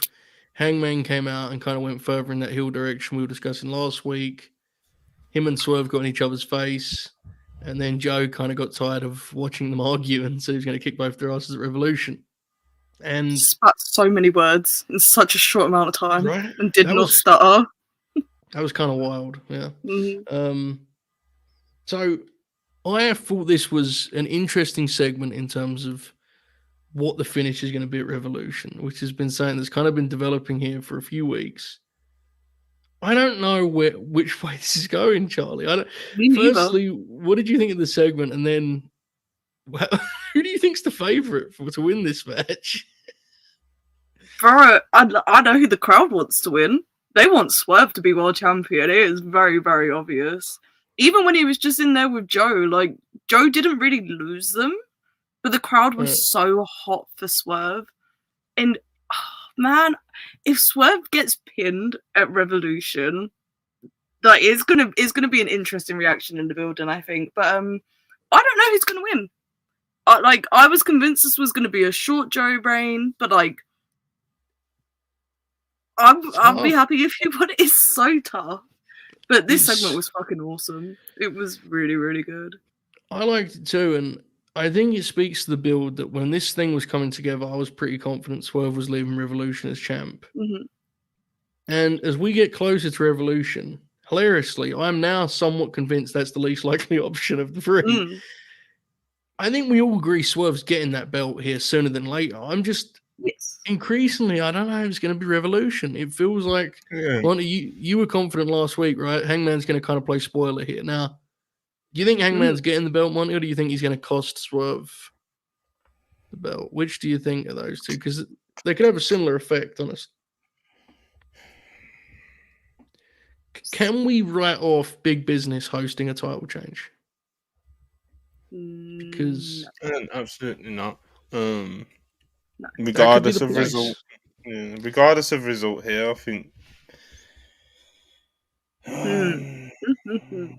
If they the way the crowds are reacting to Hangman right now, if they wanted to cement him as the heel coming out of this program, he needs to cost Swerve in some way. Hangman's winning the belt at Revolution. I think he could be, and I think he could end up pinning Swerve. Someone said I was no-selling in the live chat. I was just in deep thought, You were. I was just rambling to fill the air while he thought. That's fine. I think Joe's gonna hit a muscle buster. Hangman's gonna throw him out, and Hangman's gonna pin Swerve. See, I think the other way. I think Swerve's gonna do something to Joe, and then Hangman's going to throw Swerve out and pin Joe. Mm. But I also think Hangman may prevent Swerve from winning and open the door for Joe to win. Yeah, So- it could go any way, and all the ways kind of end with Hangman being the dick, which is kind of where you need to be at the moment. Hangman's with this winning the character. belt. I It's think been decided. I've been told. Hangman is the wrestling gods have reached out to me. I don't know. Saw a vision. I thought the presentation of this David Von segment. Erich sent me a message. I He's at thought Hangman Page is winning the AEW World Championship March. the way this segment was framed, I thought made a Joe win a lot more possible than before. Oh yeah, absolutely. Because it was very much like they were basically telling you these two dudes are way too obsessed with each other right now, and Joe is just all he cares about is keeping his belt. Yes. So again, I've said it every week. I don't love triple threat matches, but this is really compelling. This situation they've got here. Yeah, it really is. Swerve winning the belt's too easy. I agree, Yeah. actually. Yeah. Swerve winning the belt's too easy. If Samoa Joe wins the belt, then how do you book another title match with Swerve or Hangman? Do you know what I'm trying to get at? How do you then get Swerve versus Joe? Or Well, you could do do you do fucking Hangman versus Swerve 5 on Dynamite? I don't think they do that. I think Hangman just beats. I think Hangman wins this in some heelish fashion, and that then eventually sets up Hangman versus Swerve for the belt. It's what I think they're going with. Because if Swerve just wins the belt, who's already beat Hangman twice, time limit draw. Yeah. I think Hangman's winning. You're saying Hangman leaves as heel champ, Swerve chases. Yes. Is that what you're saying? Okay. Yes. And Yes. Swerve, would you say wins at Double or Nothing, maybe? Or not sure. Yeah. At Yeah. some point. Yeah, That's maybe. interesting. Yeah, that would be interesting. Depends who they want to be champion going into All In, because that kind of feels like after this pay-per-view, that's the big point. They're just we need to decide who's going into All In as champion. Maybe that's just me. Maybe I'm biased, but it does kind of feel like they need to set that up over the summer, Maybe this. Because maybe the belt's going somewhere else, Chuck. Maybe the belt isn't. Maybe we're gonna have to wait longer than we expected for the Swerve thing. Maybe. Because I kind of convinced myself it's going to be Swerve versus Osprey at All In. So how do we get there? How do we get there? The issue is we were both very bullish on that idea before Swerve was kind of turned babyface. And now it's a different dynamic, right? Now it's Hangman. Yeah, I mean, you could still do it as a babyface match, but it was much more. I'm not dismissing it, and just got brought up in the chat before I was about to say it here. I know there's been some talk on Twitter. It's not my favorite idea, but I do think it's worth bringing up. I don't think you can rule out Okada from this conversation. I'm ruling out Okada because I think it'd be a really bad move. I'm not saying I think it'd be good. I will be the one that will put their foot down. I fucking hate that idea. I do not want Okada I get it. to be in the world title picture. I'm not endorsing the idea necessarily. I'm simply saying that I think it's so Tony Khan. I think it is very possible. That's all I'm saying. And then this is in a scenario where you're moving Swerve and Hangman away from the belt. Now, personally, I think that's a mistake. Yeah. I think Swerve should have that belt sooner than later. I agree.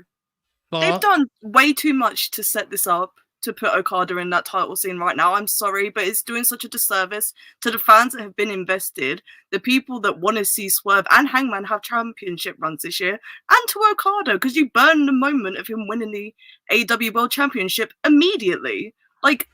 He's going to be there for 3 years at least. You do not need to do this right now. I'm very... The chatter on Twitter really got to me. I was like, bro, what are we talking about?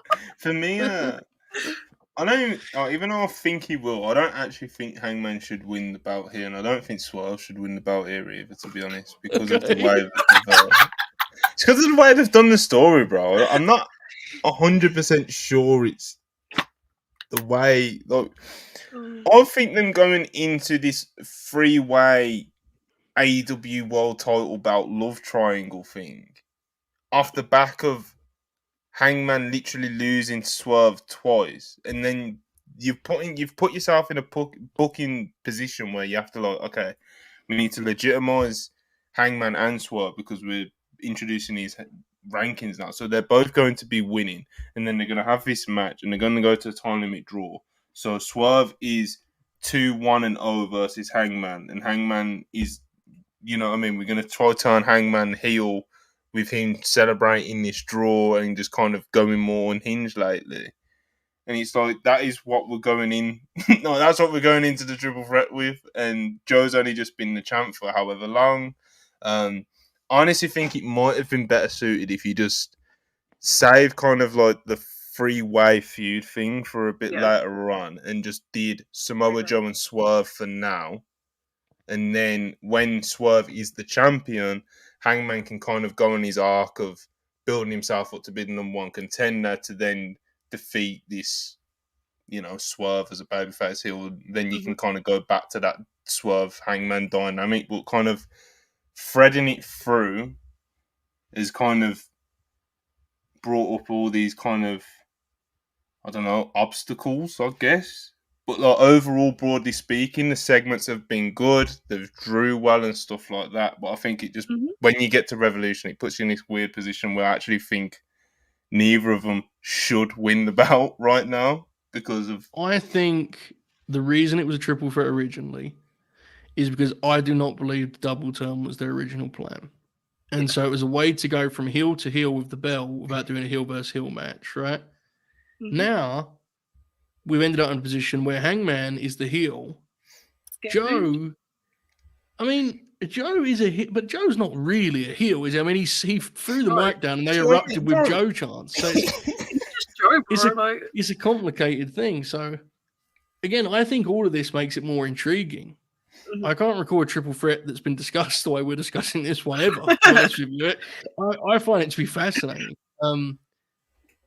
I think I'm not going to go back to Okada because I want Charlie to punch me. But I also think Will Ospreay is in the picture. Ospreay is also, yeah. Oh my god, this is such a good problem for AEW to have, to be honest.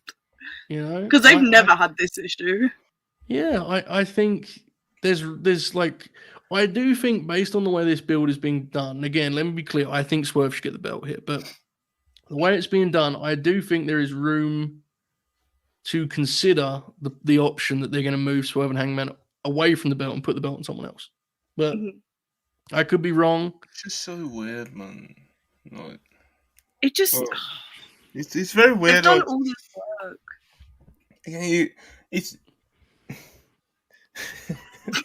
I want there to be story payoff. I don't want people skipping the line. You both seem really stressed about all of this. My thing is that, like, I don't want to call it bad because it's clearly not. Again, like, I've enjoyed the actual promo segments and stuff in a vacuum. The matches and stuff have been very good. I'm sure the match at Revolution will be tremendous. But my thing is like, in terms of where all three of these guys are at character-wise, Joe's apparently a heel, but everyone fucking adores him, and he's the legendary champion. Hangman is starting to get heel reactions intentionally now, and Swerve is basically a babyface, and he's even acting as a babyface, and he's even on the babyface team, which Samoa Joe is also on in this big tag match that they're doing. Like, it's so... So I want to be like, this is a mess, but it's... I can't say that. I can't say that confidently, Joe, which is why I'm struggling, which you pointed out very rightly so. You seem like absolutely distraught at all of this. I'm trying to figure this thing out of like... It's a puzzle. Yeah, again, let's come back to it again. It's like this probably, like, from the outset of when they were thinking about doing this feud, they probably should have just done Joe versus Swerve.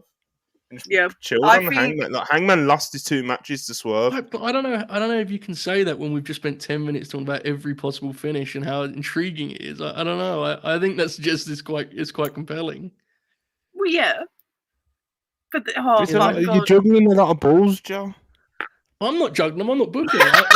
As a viewer, I'm sitting here on a podcast and I can't tell you what the finish is. And we've talked through every single finish. We've talked through every option. That to me is a good thing, no? Like, if the finish fucking sucks, then you can talk. Then you can circle back and go. I don't know. I think it's way more compelling this way. We don't know where they're going. It was, I thought when they started this direction, it was clear Swerve was getting the belt. I do not think he's clear anymore. And I actually think increasingly he's the least likely winner, which is, Yeah, I but is that think is good long impressive. term? No, but is that good long term for Swerve right now? I don't think it matters really. It's not like he's losing on TV. It's just as fans, we're, not so sure he's going to win the big one this time. Moments come Right? and go, Joe. Yeah, he's No, not faced I enough don't think so. adversity. He's got to I'm take just himself. saying, moments come and go, Joe. I'm just saying, like, when someone feels like they should be world champion, and especially when it's going to be their first title, it's like, he might though. Probably, he might win it though. he might, innit? But I'm just saying, like, and if he does, what's Hangman even in it?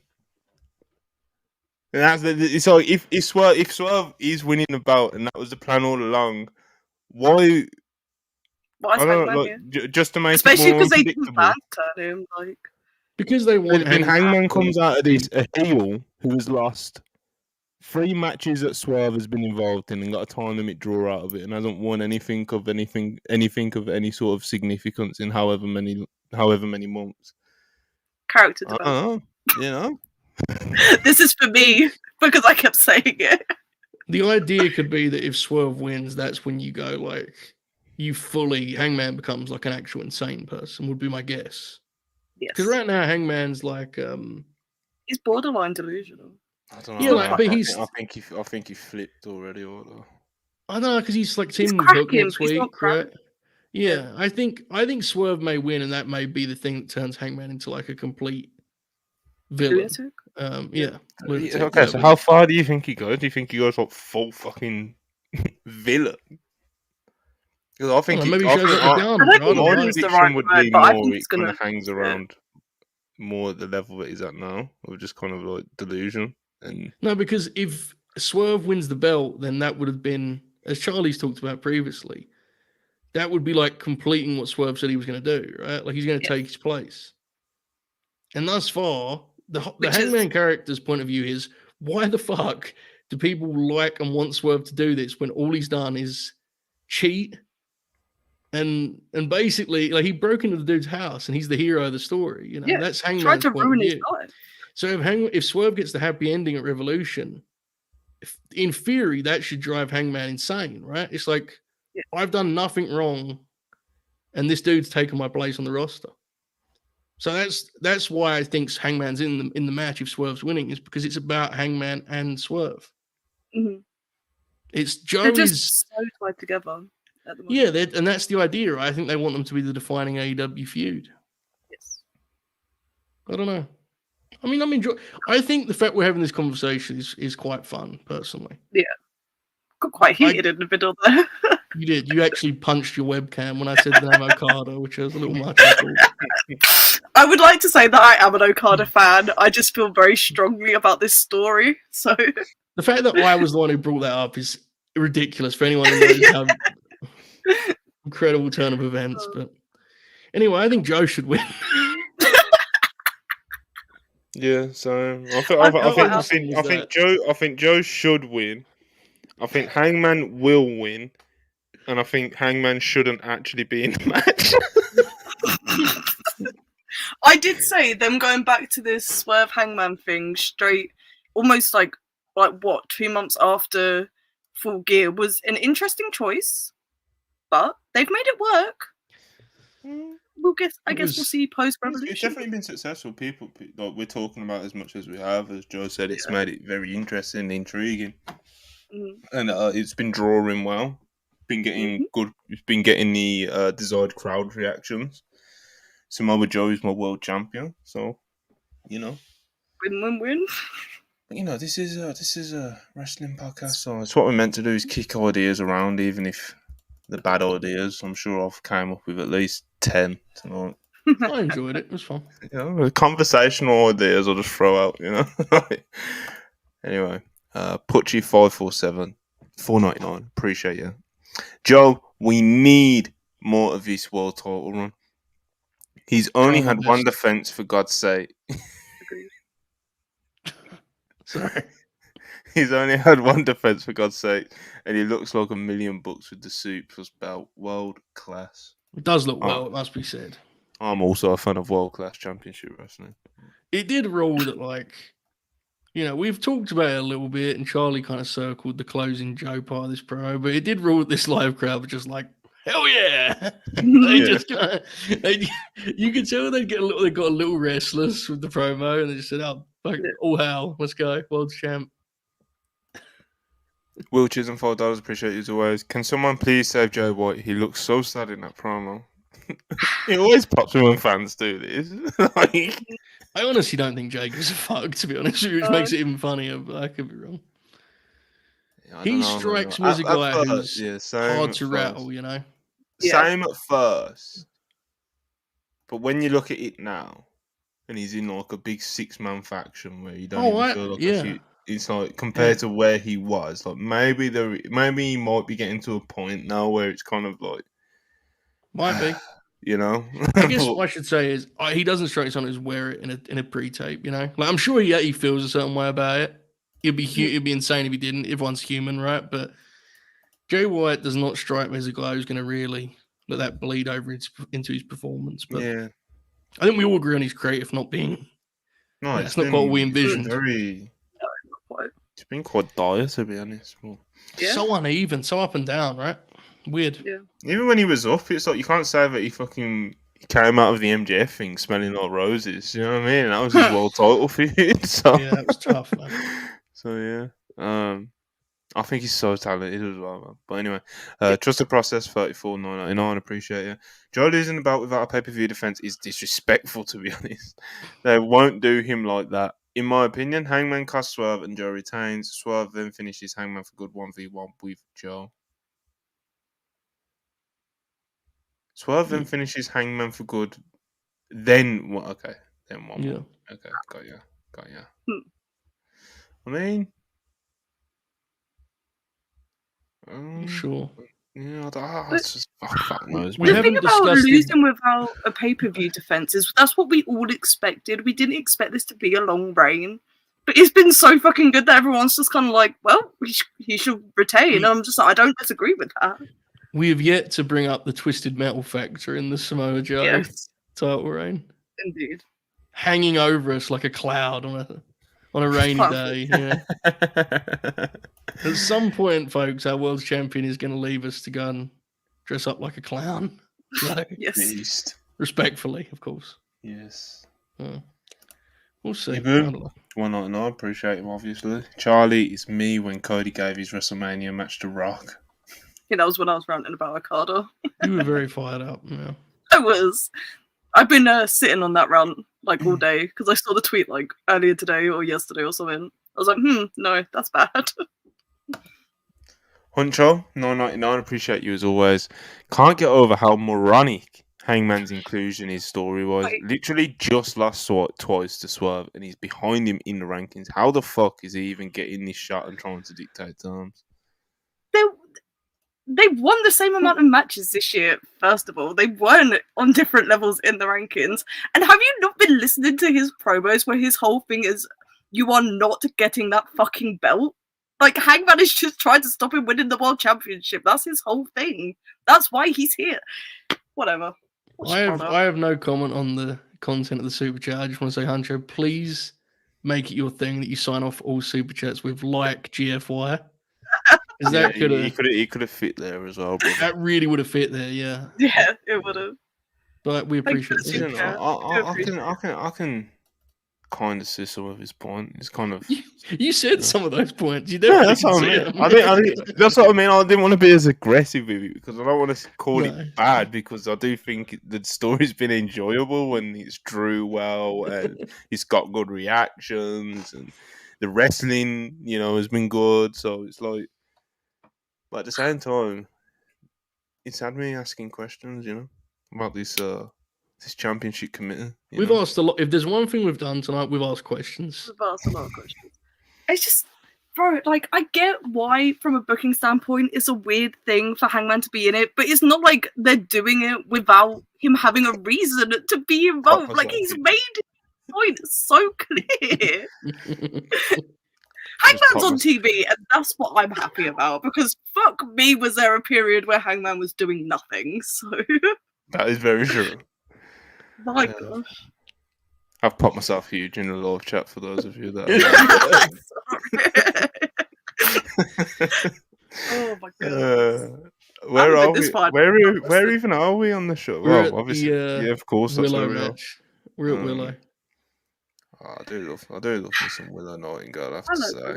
I think she's fucking awesome. Yep. And you're wrong anyway. It was at the Bang Bang Scissor Gang backstage segment. Come on. This is really unfortunate. Yeah, it's a big segment, 12-man tag match this Friday on Rampage with all the crew. Charlie's very excited about this Friday. Don't put those allegations on my name. Willow Nightingale defeats Sky Blue, but this was with the help of Stokely Hathaway. How aware of this she was remains to be it's still up in the air, I don't think anyone could call Willow Nightingale the precious, innocent Willow Nightingale a cheater. But she definitely did have a little bit of help here from Stokely. Defeating Sky Blue though, so it's not like the crowd was angry at her or anything, because obviously Sky Blue is a heel. And I had a nice little back and forth. I don't really have anything to say about this other than it's interesting to see where this obviously goes with Stokely, Stat, and Willow. Joe, Charlie? It was okay. I enjoyed it. It was. The only thing I would say is I understand what they're going for with the Stokely finish, but Sky's a heel that people still generally like. Yeah. So you kind of was muddying the waters there a little bit with Willow's presentation, I thought. That was the only thing I would say. The match itself, I feel bad saying this, but I will leave 90% of Sky Blue matches unsure of what even...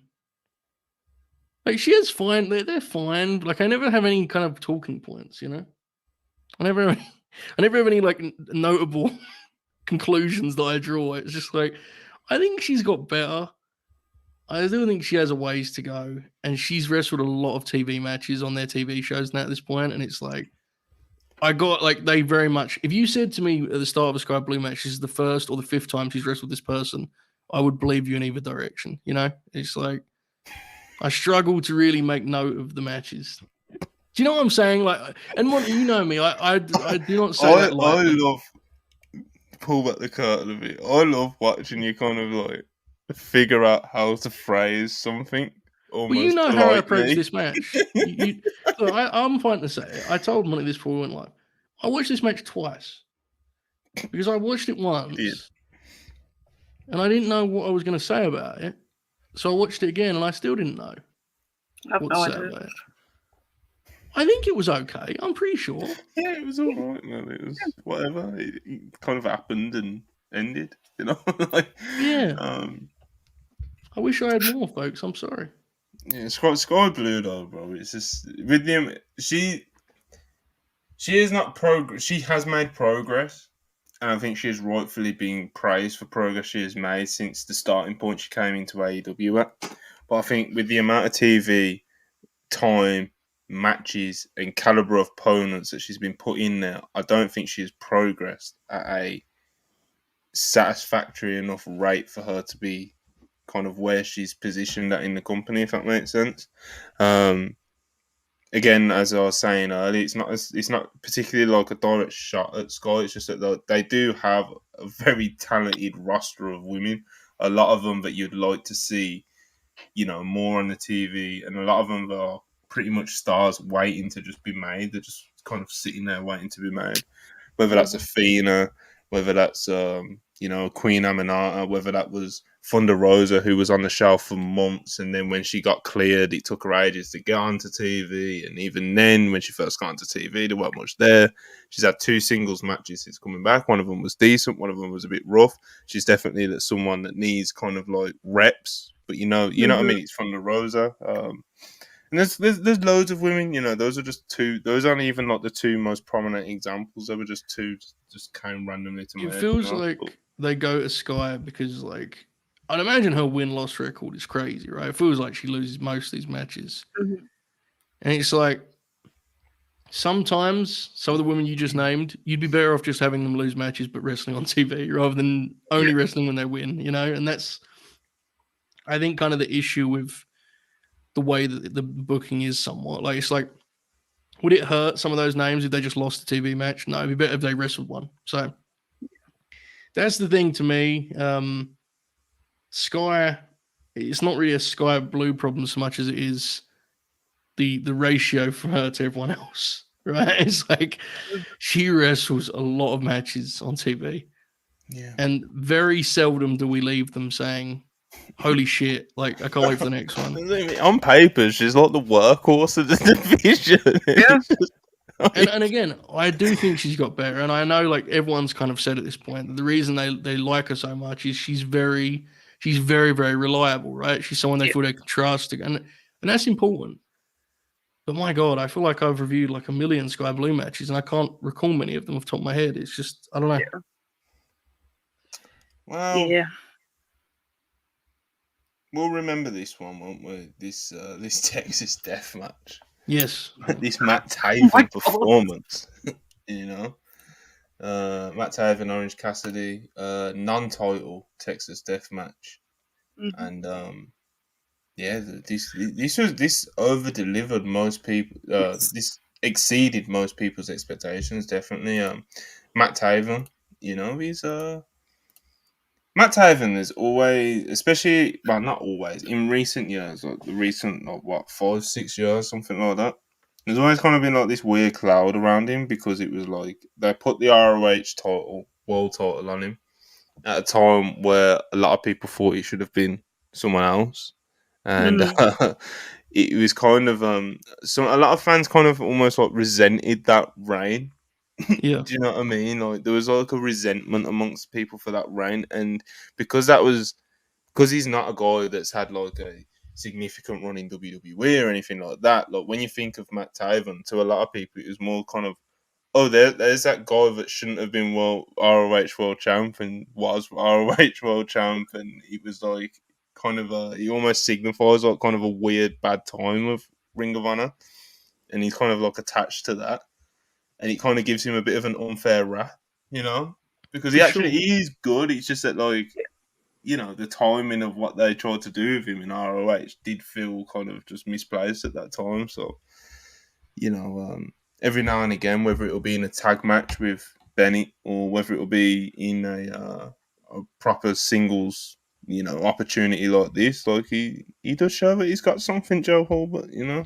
He does. The thing with guys like that is, like, you have to realize how hard that dude has worked in much smaller buildings on much smaller shows. It's like there are some guys on that roster who will look at a house like last night and not be thrilled by it. Do you think Matt Taven's looking at that thing and sticking his nose up at it? Like, dude, he's a workhorse, man. Like, and again, I don't think Matt Taven's the top guy. He shouldn't have been the world champion.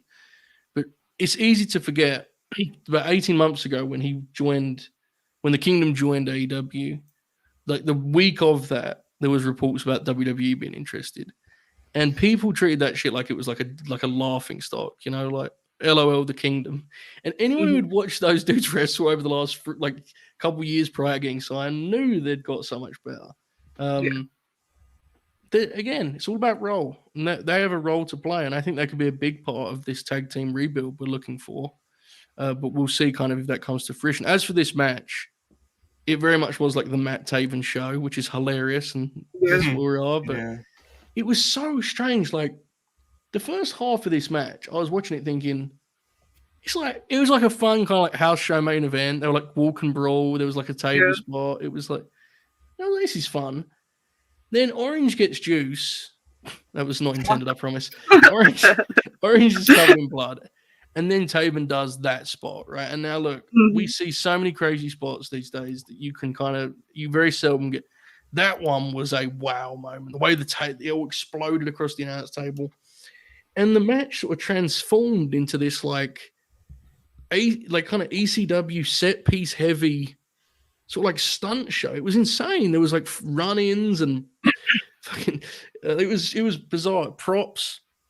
And by the end of it, it felt more than worthy as a Texas Death Match. It was kind of surreal, honestly, seeing this deliver the way it did.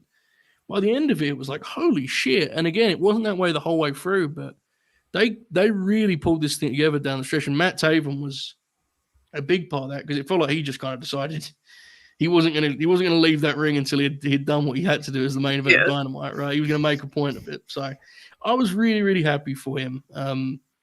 He killed it here, and I thought they had a hell of a match in the end. This over delivered, I thought, quite a lot.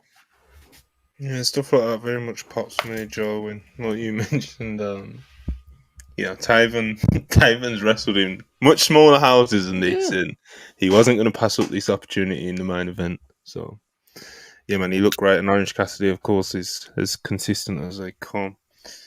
Charlie, you enjoyed this main event? Of course I did. It was a death match. Of course I did. It's right up my street. When they called it a Texas death match, I was very scared about what main event we were about to get. But they over delivered. It was great in the end. Him pulling out like the chocolate heart box full of tacks was a great spot. I don't think they've pulled out tacks in some interesting things, but I don't think I've ever seen it in a chocolate box. So that was a cool little spot. But Matt Taven, man, he wrestled with a real chip on his shoulder. It kind of felt like it felt like he saw some of those tweets and saying, well, this is going to be a laughing stock of a main event, and was like, well, nope, going to do something with it. But I genuinely actually quite like this. I loved it quite a bit. They did a great job. It was awesome. It was very chaotic at the end. They played so much. Like, Orange Cassidy had like a little dribble, and then it cut back to him, and his whole face was drenched. I was like, what the fuck happened? It should be said, like, we go segment by segment, and we've gone off on 101 detours, but there was some great action on this show, right? Like, the main event, the opener, the Garcia match, like, the Bucks match was interesting from a character point of view. You had an awful lot here. The main event segment the world title segment, I should say. So there was a lot here. And then you had that kind of strange... The Roddy thing wasn't really a post-match because he did it while they were counting out Taven, but they had that deal where Trent took the bullet, right? Yes. From Roddy, which was like kind of interesting for that part of it. Increasingly convinced that Trent is going to cost Orange the belt at Revolution. Kind of that's where we're going. But yeah, there was a lot to like on this show, and this main event was kind of the leader of the pack in that regard. Yeah, AEW Dynamite live from Texas. And it wouldn't be right if we didn't notice and didn't put some spotlight on the very important fact that Dustin Rhodes will be tag teaming with Ross and Marshall Van Erich this Friday on AEW Rampage. So big things happening in the state of Texas at the moment. True. I mean, any AEW bullet points? QT Marshall's back, as we mentioned. Rocky Romero's with AEW now in a talent development role, according to Dave Meltzer. They call that the WrestlePurists Worldwide bump right there, bro. And obviously, he'll be kind of a liaison between New Japan and CMLL and AEW, obviously, because he works with all three of them. Yeah. He's quite the plug, Rocky Romero is. But yeah, QT's back, Rocky's joined. I think that's about it, isn't it? Yeah. What is that buzzing? You heard it too, Charlie, right? I thought my AirPods were playing up. Yeah. Okay. Where's it? Blackpool Combat Club are going to Arena Mexico, people. Yes, they are. Oh Move my some God. tickets too, from what I can see. Yeah, they've sold like 4K tickets. That's going to be an event. That's going to be a scene. I'm excited. Blue Panther. Put in the boots. Ryan Danielson in the ring with Blue Panther. Oh my God. I'm so fucking excited. Ultimo Guerrero getting in there as well. There's some old fucks in this match, let me tell you. It's going to be so real. It's going to be so real. Beast. But yeah, man, Brian. You think Brian must be like really happy about, just the novelty of being able to wrestle. Even obviously the singles match obviously was pretty far fetched, but getting to share the ring with some of these people it's got to be cool. And Iron Girl's going as well. She is, yeah. She is. He's ticking all the boxes here in 2024. Yeah. Who else is left? Because the Zach one was like a really big one. Wrestled him twice now. Yeah.